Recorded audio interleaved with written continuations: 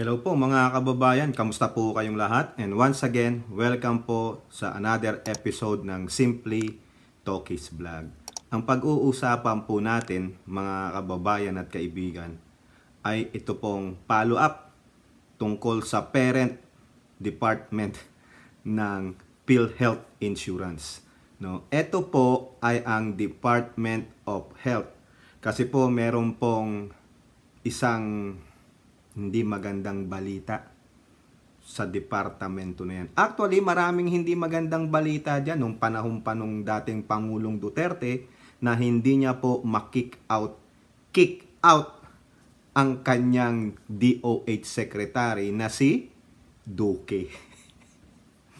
So, yung mga nakakaalala po sa inyo, ayan ang naging parang isa sa mga weakness no? Pasensya na po sa mga Duterte diehard supporter. Ako po Duterte supporter din, pero if there's something to call out, I have to call out para bigyan ng pansin. No, it doesn't mean na minamalay natin, sinisira natin ang Pangulong Duterte. Pero aminin nyo, 'di ba? Isa sa mga eyesore noon si Duque. No, pero ang nakikita ko namang dahilan kung ba't hindi matanggal po yan ni Pangulong Duterte nung ipapalit niya during that kasagsagan po ng pandemic. O di ba?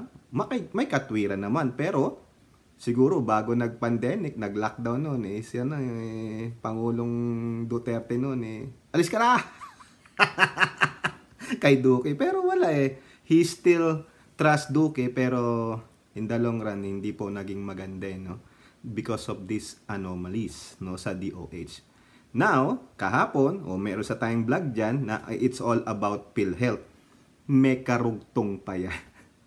Dito, medyo nabalita na meron na naman pong eyesore na balita sa DOH. Pero background checking muna tayo, no? Magbibigay lang tayo sa inyo ng dalawang mga previous news and then pupunta tayo dun sa meteor side ng ating pagbabalita sa inyo at pagbibigay ng opinion at reaction. Bago yan, ako po'y magpapasalamat po sa lahat ng channel members ng Simply Talkies.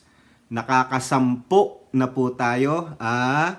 Ayan na po, iyahayag na natin. I think I remember kung nakasampung member tayo, iyahayag natin yung sinasabi kong Foundation BK. Foundation hindi po yung registered, wala. Gawa-gawa ko lang po yun, no? Yung B as in boy, K as in kilo, Foundation Bulsa ko. Alam po ng mga kasamahan ko yan sa The Nomads, no? Kaya po tawang-tawa sila nung sinabi kong Foundation BK. Actually, hindi sa akin galing yan. Doon po sa aming inaanak na si Master Pugi, no? Siya po ang nag-coin niyan, BK. Akala nung mga nandito Burger King, hindi po. Sa Bulsa ko Foundation. Yun po, naintindihan nyo na ha. At shout out din po sa lahat ng subscribers, followers, sa mga tumutulong po, nagpro-promote po ng ating channel.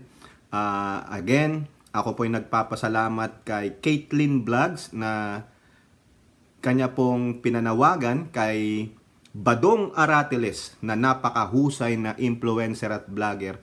Ni shout out po, tuwan-tuwa po ako, na shout out po tayo ni Kabadong, no, Aratiles. No, mahusay po yan. Kung di pa kayo nakasubscribe, abangan nyo po, lagi po nagla-live yan twice a day. Meron pa siyang ibang mga channel, yung tanong, itanong mo kay Badong.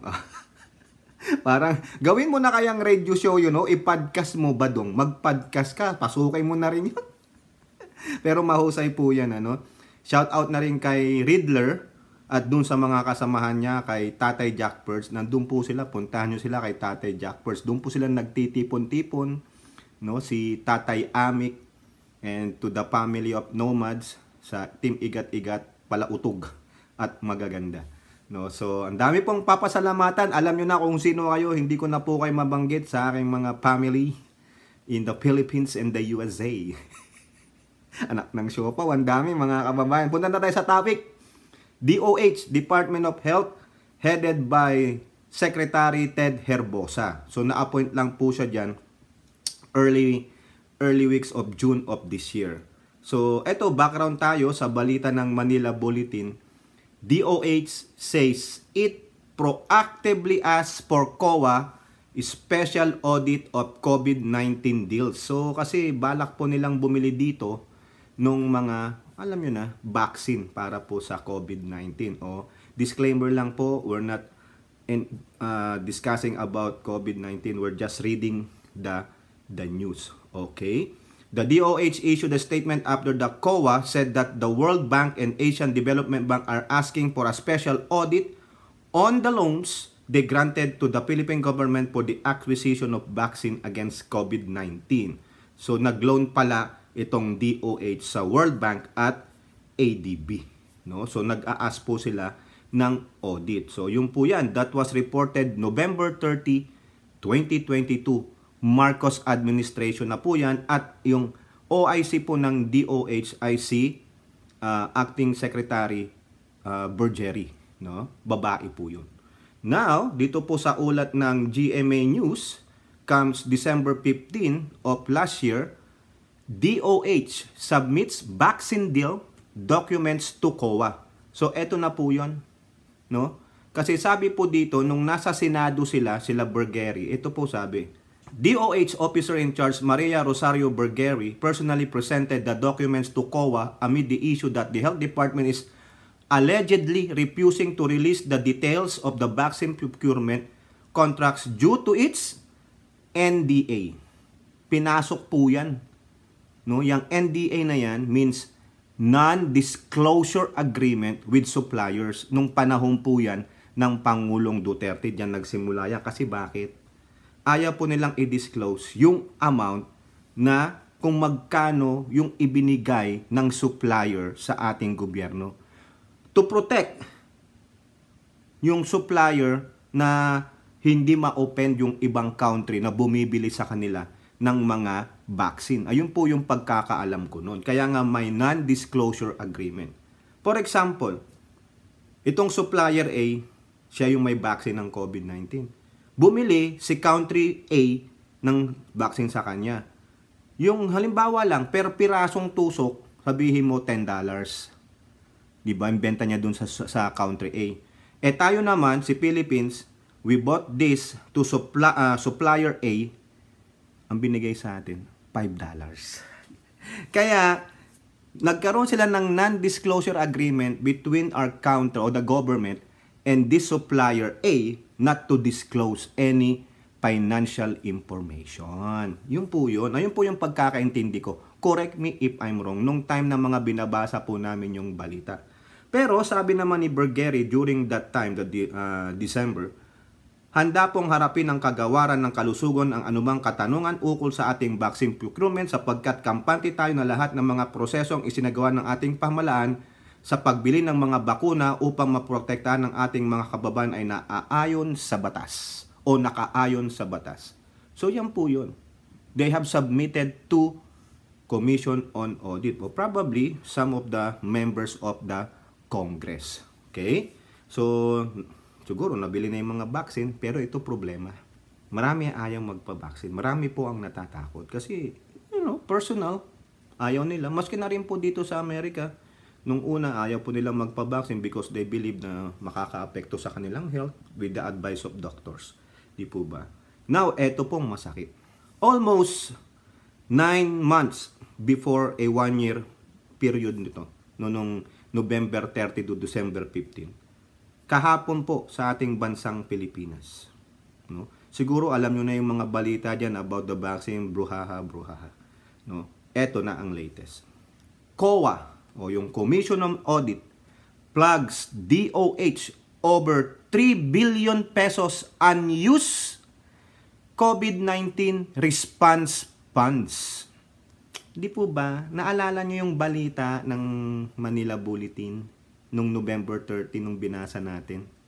Di ba, they have an agreement loan with World Bank and ADB.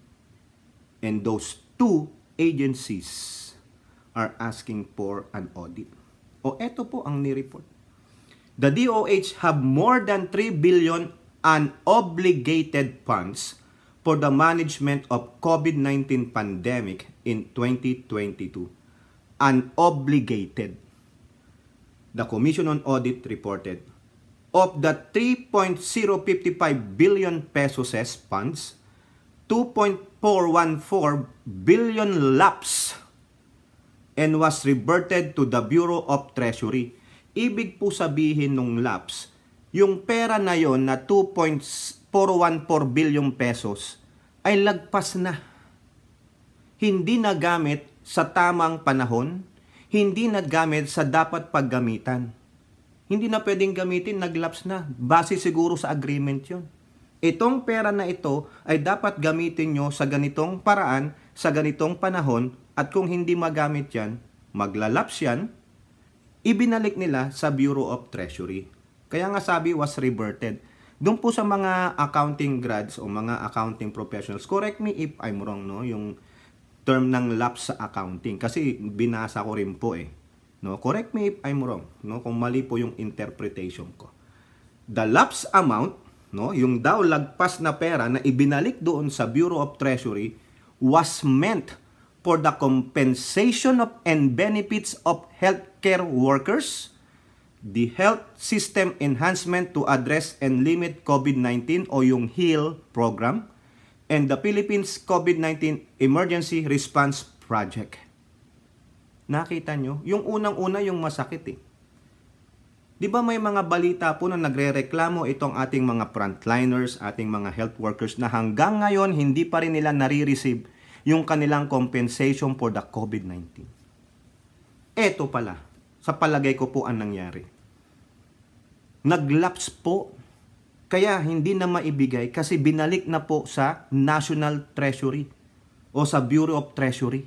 Binalik nila yung pera. So ano pang aantayin ng mga frontliners o health workers na benefits, na compensation, naibalik na yung pera.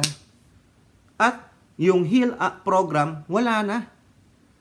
At sa Philippine COVID-19 Emergency Response Project o yung PSERP, wala na It should be meant for that. Kaya nga sabi, the lapse amount, yung perang hindi na pwedeng magamit at ibinalik sa Bureau of Treasury. 2.414 billion. Bakit hindi ibinagay? Bakit? Ito po ang sabi ng COA. Quote, the lapse unutilized allotments were counter-beneficial to the continuing efforts toward ensuring access to basic public health services of all Filipinos and more importantly, controlling the spread of COVID-19 through provisions of quality health services. Ayan po. The lapse unused allotment were counter-beneficial sana. State auditors also pointed out that the national government entered into 8 loan agreements with the ADB and World Bank last year. Of the 2.225 billion program loans, only 1.319 billion dollars or 66.051 billion pesos was availed. So 2.225 billion dollars ang in-entered nilang loans sa ADB at World Bank. 8 na loans agreement. Ang nagamit lang daw po ay 1.319 billion dollars equivalent to 66.051 billion pesos. Ang laki nun, ano? Saan napunta? Di po ba? Further, the national government incurred an additional obligation amounting to 1.534 million dollars or 81.3 million pesos in commitment charges for the unwithdrawn HEAL and PSERP loan amounts as of December 31. This additional obligation became part of the overall national government debt. Parte daw po yun ng gobyernong utang. Which imposes a burden on the public. Furthermore, it deprived the public of the benefits that could have been derived from the projects. Ayun po. Ngayon po, tinatanong po nila si Bergeri pero wala pa pong sagot. Kasi during that her time ito, noong 2022. Kasi yan ang inaudit Di po ba? Siya ang OIC dyan. Nakita nyo yon? Ibinalik kasi lapse na. Hindi man lang kaagad ibinigay. Ano nangyari? Nag-loan pa kayo sa ADB at sa World Bank. O correct me if I'm wrong, doon po sa mga accounting professionals yung magagaling, no? Tayo atin lang iniintindi yung binabalita dito. Okay? Now, eto pa. CNN ulit. COA plugs DOH procurement of 1.93 billion pesos worth of COVID-19 vaccine project needs. O ayan, nag-procure daw po sila ng 1.93 billion worth of COVID-19 vaccine, no? The COA plugged the Department of Health for lapses na naman in its procurement of 1.93 billion pesos worth of COVID-19 vaccine as well as materials and services for projects, resulting in doubtful payment transactions and significant delays in project completion. Bakit nangyayari itong mga lapses? What does the DOH doing then? Si Bergeri, anong ginagawa mo? Baka isipin mo, even though you're an OIC, hahayaan mo na lang yan? Lapses Lapses doon sa pagbibigay ng mga benefits. Lapses dito sa pagpo-procure. So dapat ang tawag sa inyo, Department of Lapses? Di po ba? O lapses, nalagpasan, natenga, expired, o yung ano bang mga iba bang synonyms dyan. Di po ba? Hanapin nyo. Lumipas. Tapos na. O ano pang gusto nyong sabihin ko?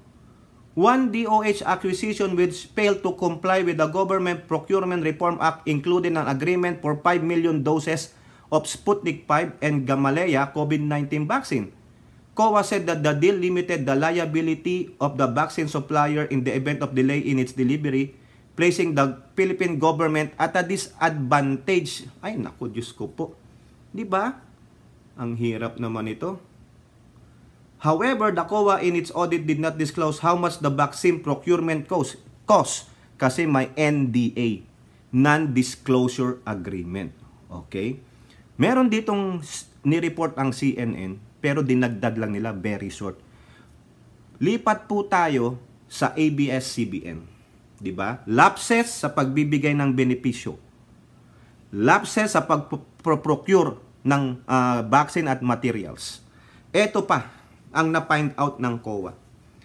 COA, DOH, 7.43 billion pesos medicines and other inventories expired. Nearly expired, damage. Naku, 3. Ha? 7.43 billion pesos ng mga medisina at iba pang mga inventory items nila ay expired, malapit nang mag-expired, or damaged, sira, hindi pwedeng magamit. Naku, Diyos ko po. Medicines, drugs, and other types of inventories of the Department of Health amounting to 7.43 billion pesos were found to be expired, nearly expired, or damaged, the latest Commission on Audit report. State auditor said in 2022, this is the time of Bergeri. Hindi pa po si DOH Ted Herbosa. Audit report on the DOH that deficient procurement planning, poor distribution, and monitoring systems and other weaknesses in internal controls resulted in wastage of government funds and resources. Nakita nyo? Nagsimula to kay Duque. Hindi lang kasi naasikaso to ni Pangulong Duterte. And remember, kung maalala ko, nabasa ko, may nagsabi na during the last years of presidency of President Rodrigo Roa Duterte, hindi na po maganda yung kanyang pakiramdam. So therefore, merong gumalaw para sa kanya. At hindi magalaw-galaw si Duque. Aminin natin, ako Duterte supporter, but I don't like Duque as a DOH secretary. Sa tingin ko po, incompetent. Yun nga lang, hindi makapagano si Pangulong Duterte kasi you're in the middle of the COVID pandemic and also his health is one or two of the reasons. Di po ba? Ayan. Continuation nito. Eh ang tanong, bakit hindi ka agad naayos yan? Na-fix ka agad ni Pangulong Bongbong? Bakit inappoint pa si Bergerie? I don't know. Presidente lang ang nakakaalam ng reason na yan. Maybe sa akin, baka gusto nga nilang imbestigahan at para ma-root out si Duque, makapag-explain, pero wala walang nangyari. Eh ito, lumabas na ito. Maybe, the Senate can call an investigation since mahilig naman kayo dyan sa hearing. Oh, sino ang nasa committee again, na i-vlog natin to, na isama sa vlog kahapon, ng Department of Health sa Senado? Yung inyong favorite senator, yung mangaw-ngaw na wala namang laman ng utak, si Hontiveros. Patawag mo to, imbestigahan, I don't care, pumasok si Berger dyan, she have to explain. Kung pumalpak man si Duque, no? Kung nandyan si, 1 year dyan si Bergerie, bakit hindi niya na-fix yan? Do you have a mandate or a power to fix it? Or somebody, no, na hindi naman talaga ikaw, ang nagpapagalaw dyan? Yun ang dapat i-root out. Ayun ang dapat alamin. Squill it. No? Para maayos natin ito. It concerns the health of our fellow Filipino. It concerns the service for our fellow Filipinos. Kaya palpak-palpak, kita nyo, naapektuhan dito. Lagi na lang ang mahihirap.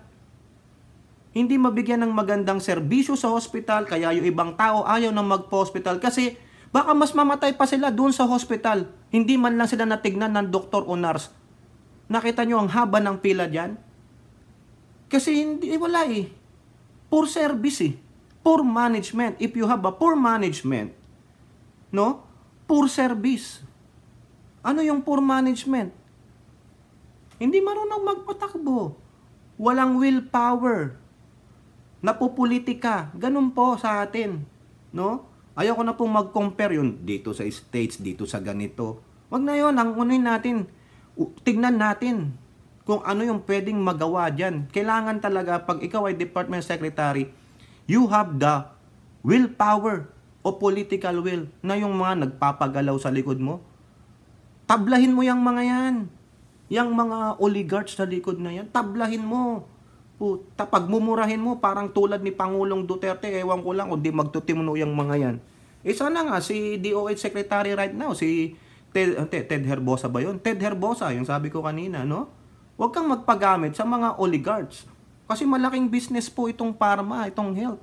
Di ba? Ano bang mas malaking pinanggagalingan ng pera?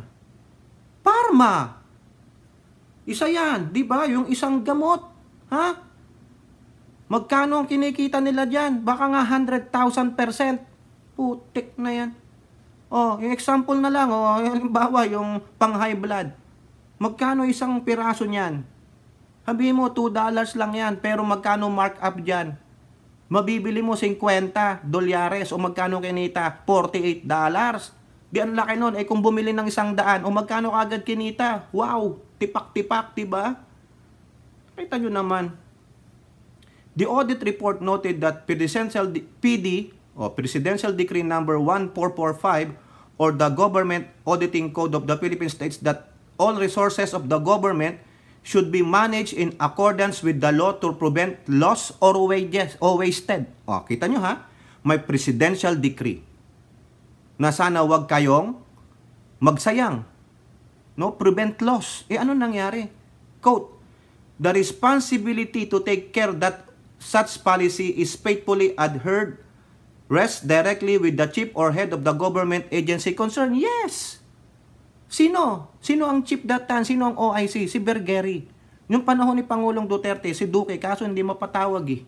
Diba? Ewan ko anong meron siya against kay Pangulong Duterte.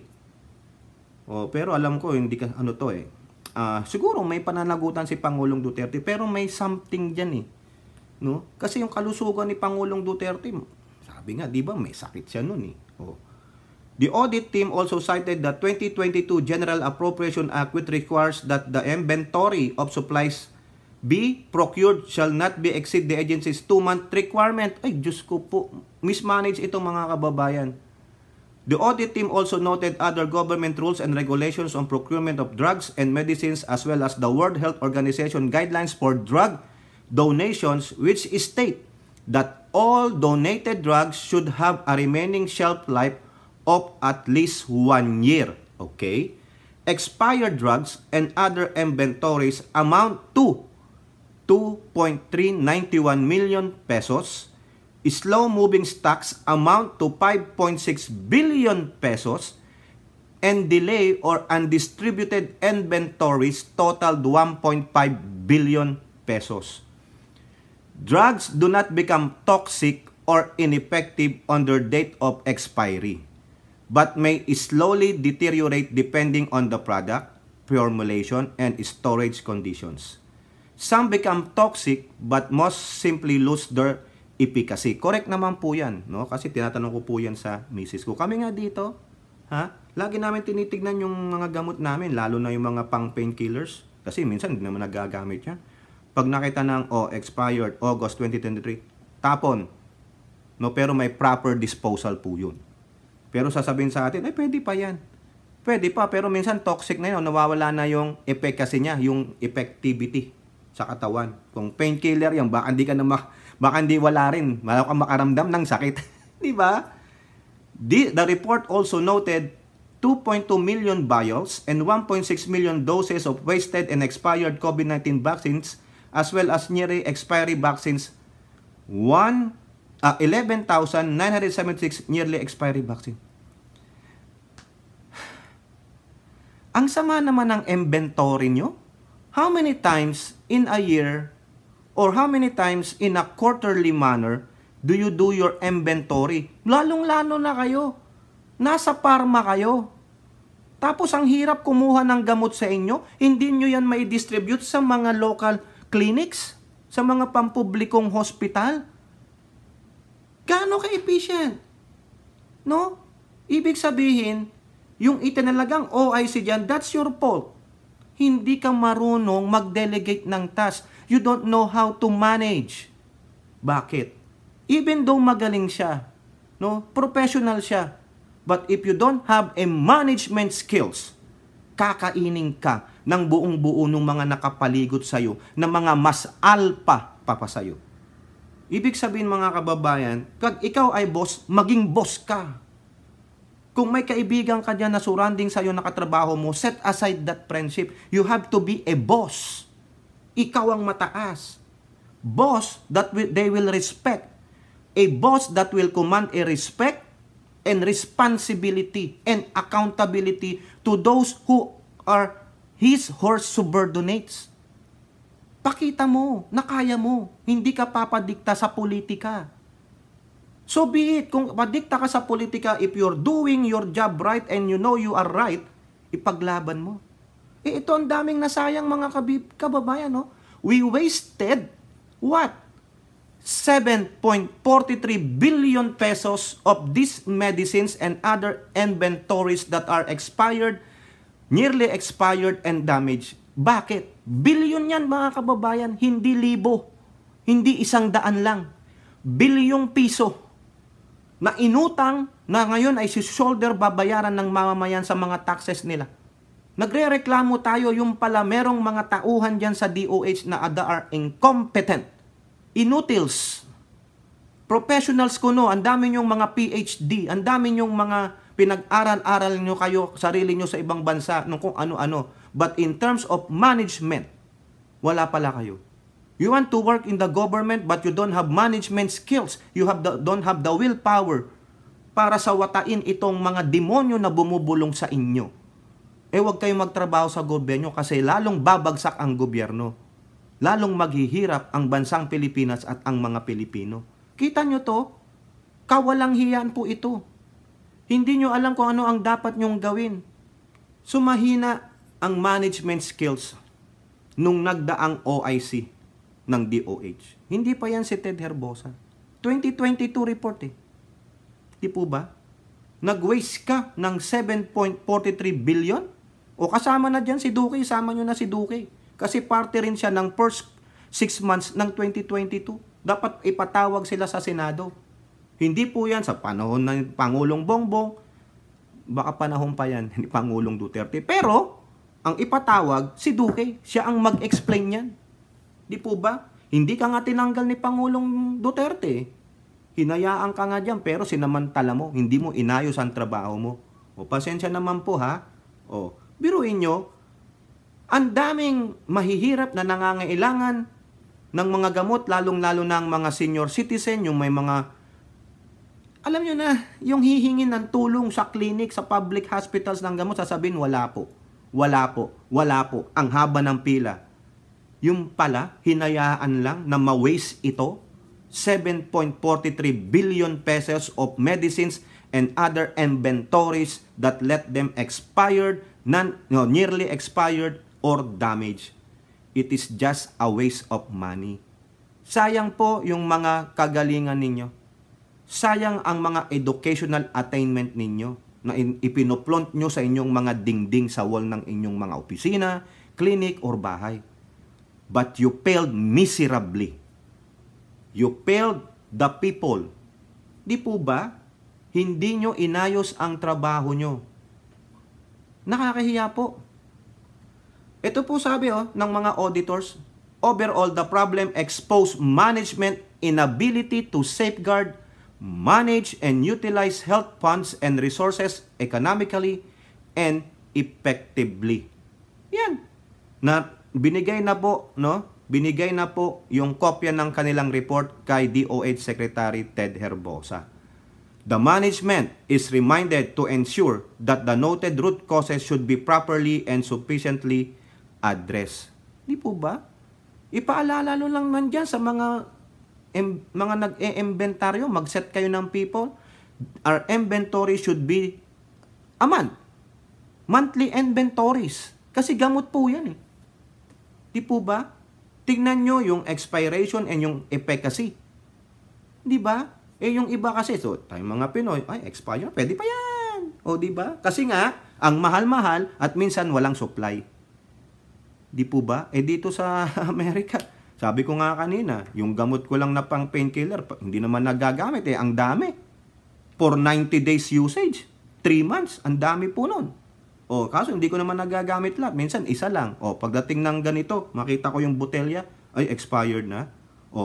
Proper disposal. Ibabalik ko sa pharmacy. Sila na ang bahalang mag-dispose. Yung misis ko, pharmacist, may inventory sila. Once or twice a month. Di po ba? At the same time, yung mga binabalik nilang gamot, may refund yan. Minsan nakakuha po sila ng refund, tinanong ko po siya Di po ba? Kayo dyan sa DOH, ang gagaling ninyo. Mga graduate kayo kung saan-saan, yung palap. Ay, nako, ewan ko. Ewan ko po. Hindi ko po alam kung anong masasabi ko dito. No? Eto, dagdag na natin ito, mga kababayan, Sa Abante Tonight, mga pobreng pasyente, ipit, ayuda sa DOH. Kasi bakit? Ayaw po silang tanggapin ng mga ibang private hospitals kasi hindi naman nakakabayad ng DOH. Ayaw nilang pumunta dito sa medical assistance to indigent patients. Bakit? Kasi sabi po ng mga providing hospital, ano pa kayo Hindi pa kinakapagbayad ang utang po nila 2.2 billion pa ang sinisingil ng mga pribadong hospital ng DOH para sa serbisyo na kanilang ibinigay noong kasagsagan ng COVID-19 pandemya. Paano makakabayad yan? Nakita nyo nga, binalik yung 2.414 billion pesos sa budget, sa treasury. Kasi lapse na. Kung nagbayad ka agad ng maayos, sa tamang oras, di sana walang tatangging hospital. Eto pa po, kine-question ni dating DOH Secretary Garin, yung isang qualification ng DOH advisor, 100,000 ang sweldo kada buwan nitong si Dr. Tony Leachon as an advisor to the Department of Health. Garin asked Herbosa if Lechon holds a master's degree or doctoral degree in public health. Sabi ni DOH Secretary, no, he does not have one. Sabi ni Garin, therefore, he is not a public health expert like you. But Herbosa noted that he also does not have a master's degree in public health. But you are the Secretary of Health and you are Undersecretary for a long time and that give you the experience that is not present in Tony Lechon. Can you confirm that? I confirm that, ma'am. Di ba? Parang sinasabi lang po dito, bakit deserve ba ni Lechon yung sahod na 100,000 as advisor? Wala naman siyang qualification. Tingnan nyo. Ano yan? Secretary Herbosa, paliwanag mo po yan. Grabe ano? Grabe ang paglulustay ng mga ahensya ng pamahalaan. Because of what? Yung culture of ano? Walang responsibility. Walang accountability. Bayaan mo na. Uutang na lang ulit next year. Wah! Tapos nagtataasan pang mga sahod ninyo? Kayong mga incompetent? Kayong mga irresponsible? Wala kayong political will to enforce whatever is in the mandate and guidelines of the department or the agency? Ay, nako. Wala yata. Pangulong Bongbong, you have to revamp this. Kaya kaso, paano maano yan? Mga civil service exam, ano yan? Mga passer. Kakahiya. Ewan ko po. Kasi wala pong nahahatulan eh. No? Walang nakukulong ng matagalan. Walang napaparusahan talaga ng matindi. Kasi walang bitay. Sige, okay lang. Yan yun ang magtabaan ng mga bulsa natin. Hindi naman ilalabas yan. Ngayon, may lakas po ng loob ang COA na i-report kayo. Buti nga sa inyo. Kayo dyan sa DOH, Bergeri, Duque, dapat kayong ipatawag ni Hontiveros. Mag-Senate hearing, nilustay ninyo ang 7.43 billion pesos. Ha? Kayo po, ano pong inyong masasabi? Comment down below and don't forget to like and share. Hope to see you on the next videos. Bye-bye. God bless.